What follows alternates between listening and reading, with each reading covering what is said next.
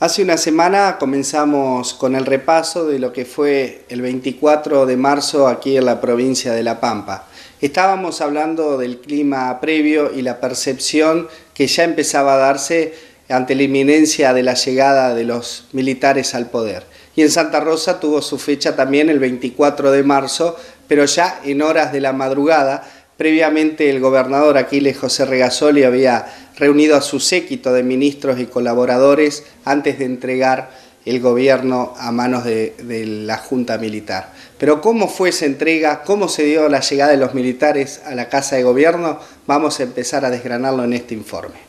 El 24 de marzo de 1976, poco después de la 1 de la madrugada, la presidenta Isabel Perón fue apresada cuando se trasladaba en helicóptero desde la Casa Rosada hasta la Quinta de Olivos, después de una reunión de gabinete. Esa madrugada comenzó la última y más sangrienta dictadura militar en la historia del país.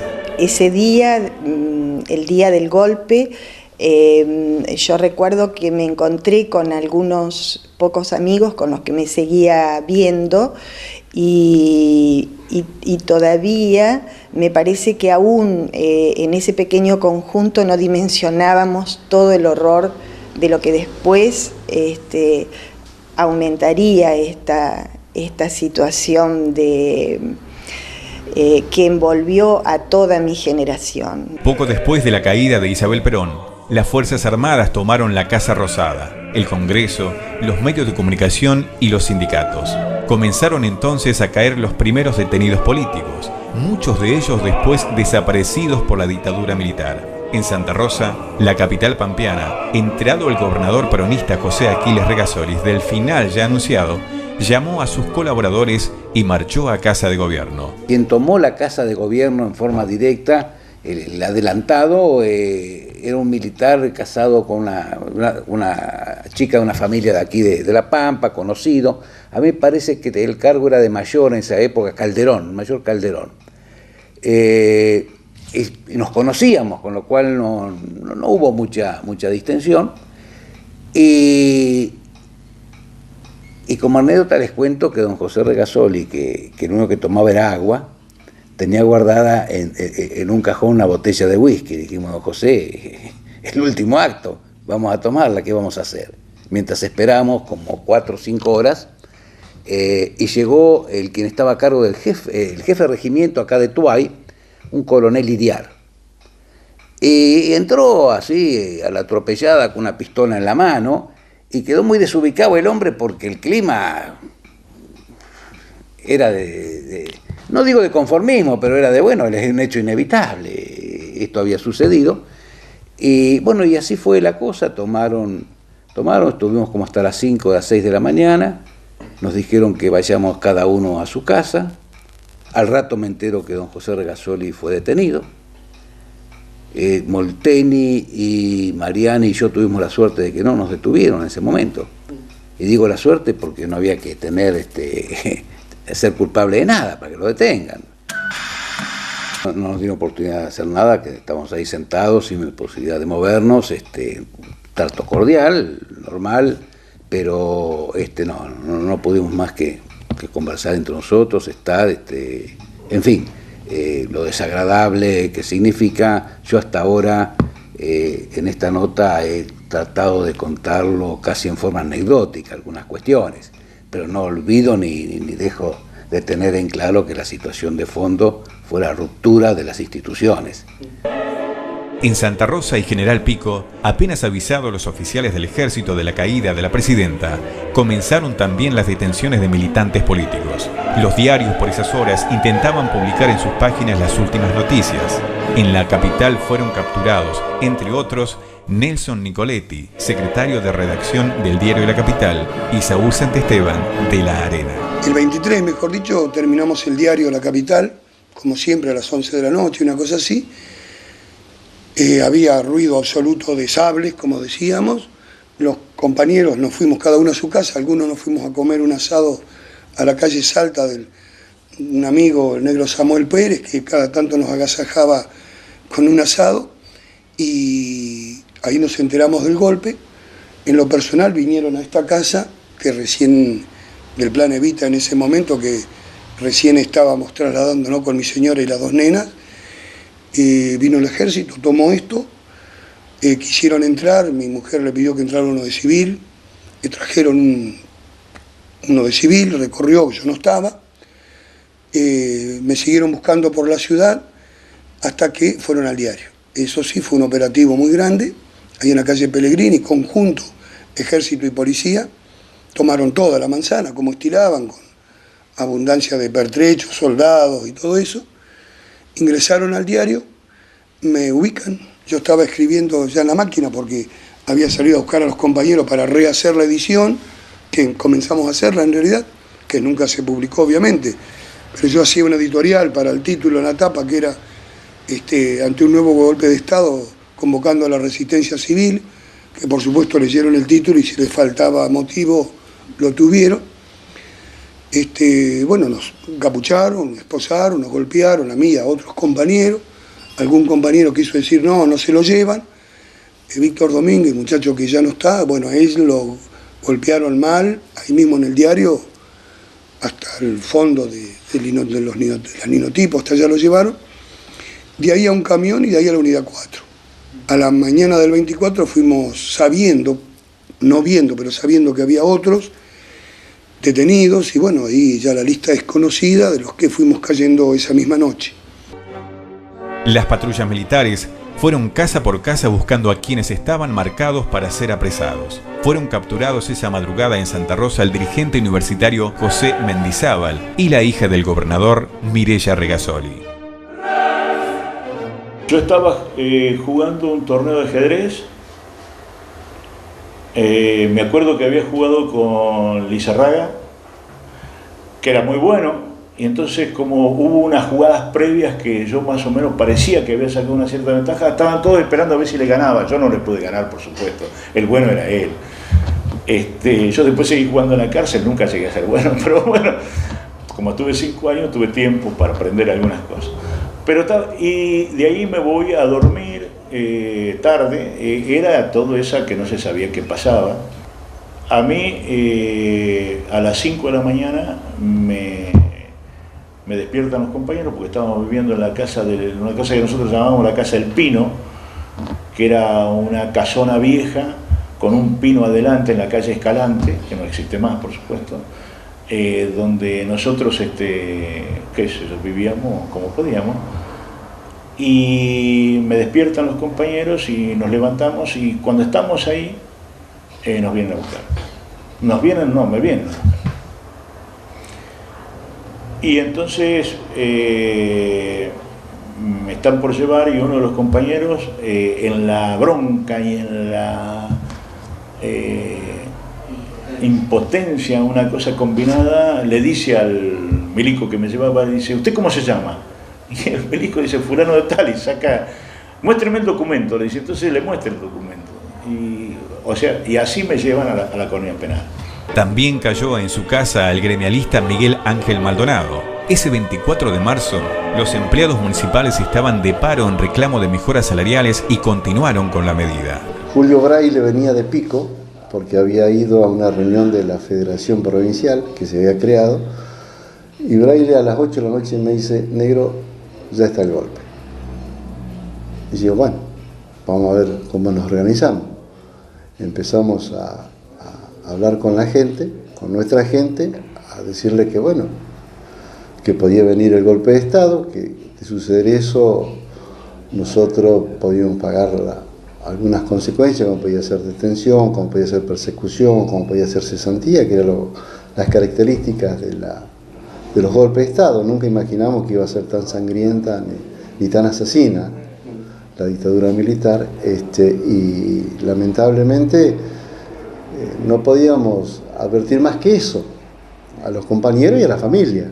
Tratamos de salir a avisar a los compañeros de otros gremios, le avisamos a José Mendizábal que lo encontramos en la calle, le fuimos a la casa de Negrita Alvarado, que era la secretaria general de ATE, y le dijimos que se venía el golpe, y advertíamos que todo lo que habíamos estado así, por lo menos mantenernos comunicados y ver qué podíamos hacer, es decir, hasta dónde podía llegar esta instancia. Bueno, Julio Braille venía de Pico porque había ido a una reunión de la Federación Provincial que se había creado y me acuerdo que me dice, negro, ya está el golpe. Y yo, bueno, vamos a ver cómo nos organizamos. Empezamos a hablar con la gente, con nuestra gente, a decirle que bueno, que de suceder eso nosotros podíamos pagar algunas consecuencias, como podía ser detención, como podía ser persecución, como podía ser cesantía, que eran las características de los golpes de Estado. Nunca imaginamos que iba a ser tan sangrienta ni tan asesina la dictadura militar, y lamentablemente no podíamos advertir más que eso a los compañeros y a la familia. Tratamos de salir a avisar a los compañeros de otros gremios, le avisamos a José Mendizábal que lo encontramos en la calle, le fuimos a la casa de Negrita Alvarado, que era la secretaria general de ATE, y le dijimos que se venía el golpe, y y anduvimos con el coche del negro Braille como hasta las 1:30 de la mañana y ahí ya nos fuimos a dormir.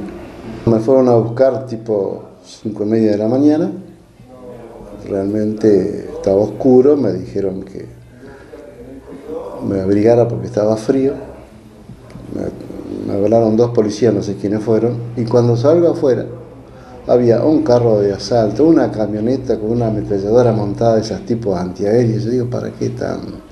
Me subieron en un Valiant y cuando me suben, ahí me dicen que quedo a disposición de la subzona 14 y me llevan a la colonia penal. Creo que desde entrada un poco estaba blanqueado yo desde el punto de vista que no fui desaparecido. En General Pico hubo también detenciones. El exministro de Obras Públicas de la provincia Santiago Covela, los exdiputados provinciales Roberto Gil y Hermes Acátoli y el locutor Hugo Ferrari cayeron esa misma noche y fueron trasladados a Santa Rosa. Puntualmente en la noche del 23, yo recuerdo haberme acostado muy tarde y cuando desperté a la mañana, bueno, me despertaron con la noticia de que ese día se había producido ya el golpe militar, de que habían decretado una suerte de asueto y bueno, y yo me desperté ya con una prima y una amiga cuyos maridos habían sido detenidos esa noche, concretamente la esposa de Hugo Ferrari y de Cholito Covela, y bueno, pidiéndome que los acompañara a la subzona 14 a ver qué había sido de estos muchachos, ¿no? Me encontré con rodeado de tanques el destacamento Today como nunca, y bueno, y me fueron atendiendo suboficiales hasta que llegué al segundo jefe, que estaba en lo que es el campo de polo. Entonces me acerqué con las 2 chicas y le pregunté por el destino de Hugo Ferrari y de Cholo Covela, y él me contestó con una crueldad y una actitud de necedad total. Lo único que le puedo decir, pibe, es que todavía están vivos.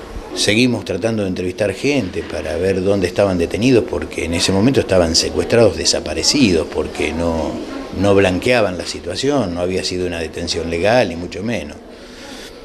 Y nos llevó a la última hora de la tarde a la casa del depuesto gobernador, don José Aquiles Regazzoli, y bueno, recuerdo, era patético el cuadro que se vivía, porque le habían detenido a la hija Migi, don José tratando de luchar con su dolor de padre, haciéndose cargo de los hijos de Migi, que eran muy chiquitos, y doña Selmira, y bueno, y tratando a su vez de contener a los familiares de los otros detenidos.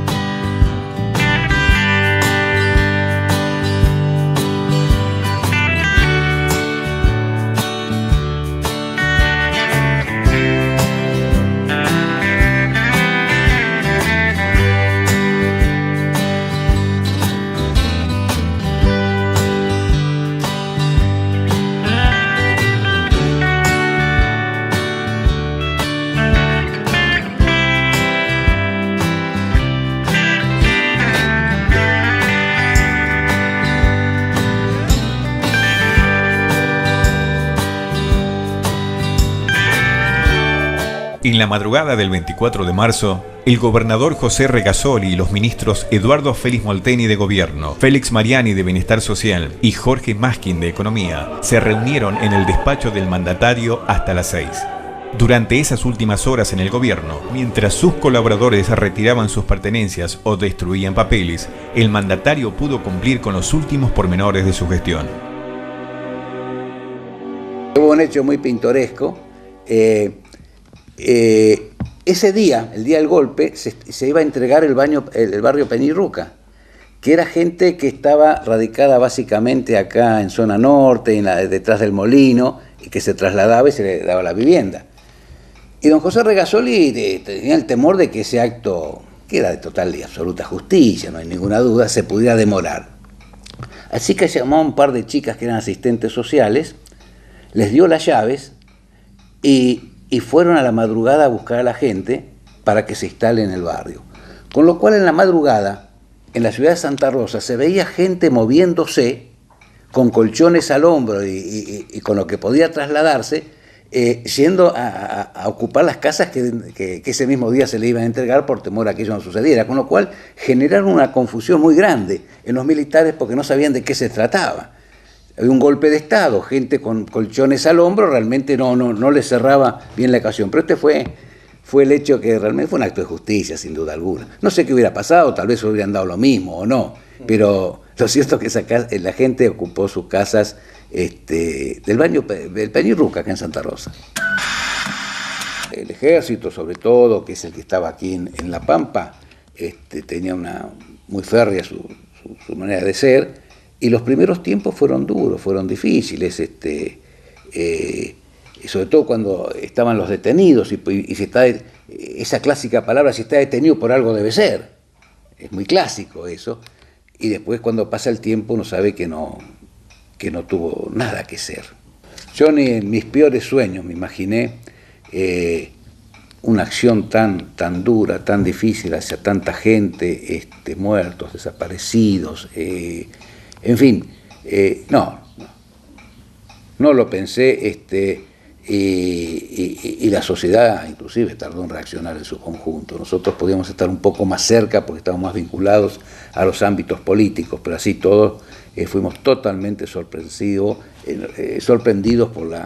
por la dureza, la crueldad inclusive con que se manejó la relación humana de la gente, con la gente. Las calles de la capital fueron tomadas por militares y policías. Finalmente, a las 5 de la madrugada, llegó al despacho del gobernador el jefe del regimiento de Tuay, el coronel Fabio Iriart, y se hizo cargo de la provincia como interventor en nombre de las Fuerzas Armadas. Cuando este coronel Iriart, que era el jefe del regimiento, apareció para hacerse cargo de la gobernación, recuerdo, y esto ya hace años, las palabras que dijo, en nombre de la reserva moral que tiene el país, me vengo a hacer cargo del gobierno, le hablaba a Regasoli, y queda destituido. Yo tenía un Citroën 13B en condiciones malas realmente, estaba bastante desvencijado y me movilizaba en ese autito con Nora, mi prima, y Mirna, la esposa de Cholo. Salimos de la casa Regasoli, estaba el Parque Oliver, ahí sobre la calle Mansilla. El Parque Oliver estaba lleno de militares, todos armados con armas largas.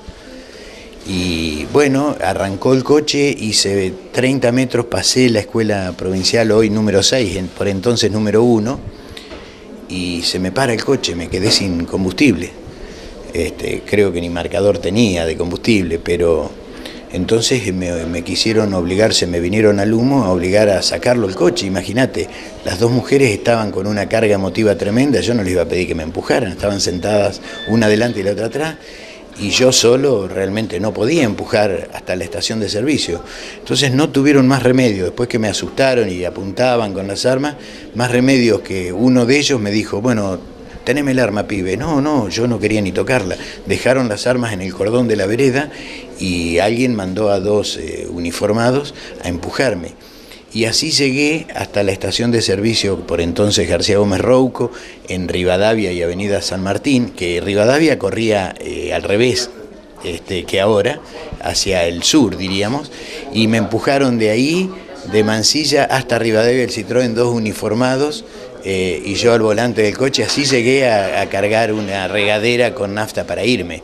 Pero todo eso duró más o menos unos 15, 20 minutos y yo iba temblando adentro del coche. Sensaciones diversas ganaron las calles de Santa Rosa ese día, el primero de una triste y negra historia. Mientras una parte de la sociedad vivía con algarabía o con resignación el desenlace del gobierno de Isabel Perón, para otros comenzaban a sufrir una época de temor. Una gran desazón porque el golpe me comprometía la armonía, la estabilidad, la seguridad de mi familia y mis relaciones sociales, ¿no? Yo estuve ausente, yo y mi familia, ausente varias semanas de la escena, hasta que, bueno, creí que las condiciones estaban dadas para volver a emerger, ¿no? Yo estuve nada más que 15 días y me sacaron de prensa para Canal 3. Después del golpe estuve nada más que 15 días. Fueron 15 días tremendos, porque al otro día, el 24 o el 25, fue que tampoco había actividad. Fue un patrullero a mi casa, mis padres súper alarmados, no sabían si me iban a detener. Por supuesto que uno tenía una literatura determinada, acorde a lo que se leía en la época. Y bueno, claro, y el 24 de la tarde con mi padre fuimos a una quinta que teníamos y enterramos todos los libros, con tanto susto que nunca más los pude encontrar.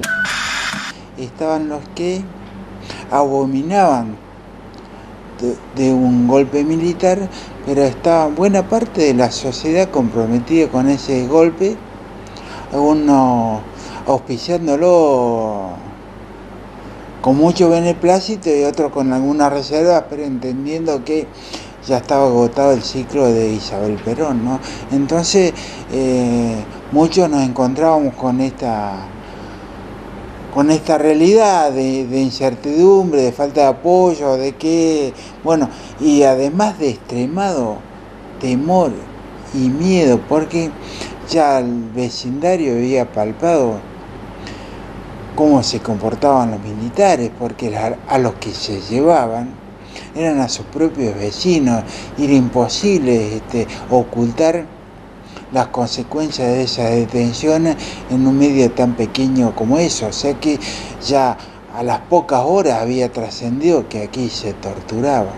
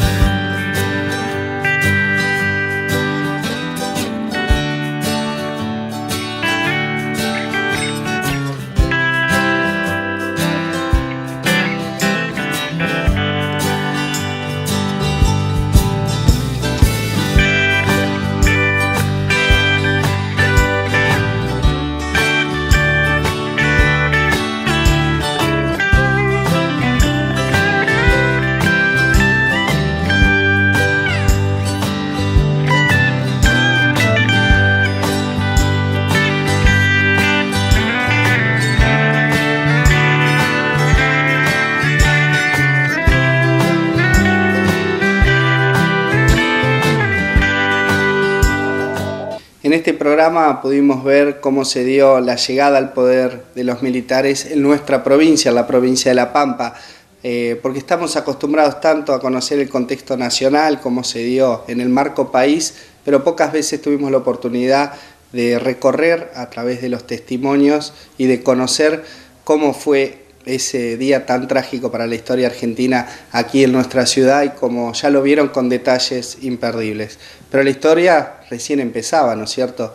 Entonces sería injusto culminar aquí este informe sin recordar lo que debieron sufrir muchos pampeanos posteriormente y lo que fue la persecución, las detenciones posteriores al golpe de Estado. Eso va a ser la semana venidera.